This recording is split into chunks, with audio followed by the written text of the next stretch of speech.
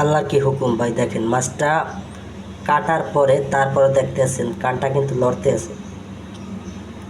আল্লাহ চাইলে সব সম্ভব। মাছটা কাটার পরে তারপরেও মাছটার এখনও মনে করেন জীবন সম্ভবত আছে, আল্লাহ ভালো জানে।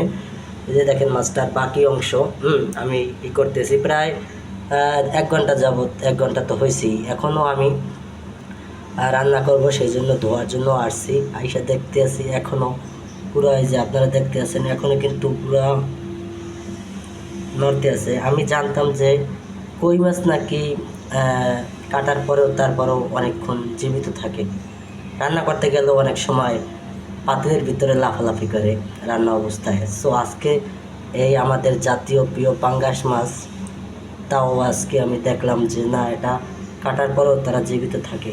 সো আসলে আল্লাহ চাইলে সবই সম্ভব, এটা অসম্ভব কিছু না। আমি এর আগে আর কখনো দেখি নাই যে পাঙ্গাস মাছ এভাবে জীবিত থাকে কাটার পরেও।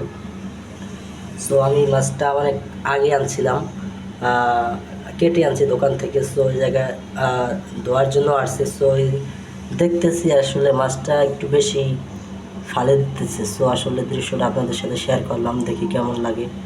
অবশ্যই ভালো লাগলে শেয়ার করে দেবেন এবং সবাইকে জানার করে দেবেন যে আসলে পাঙ্গাস মাছ কাটার পরেও জীবিত থাকে।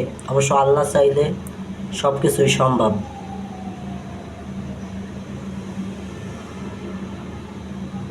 দেখতে আছেন কীভাবে এখনও নড়ে, দেখেন আমি দেখাই।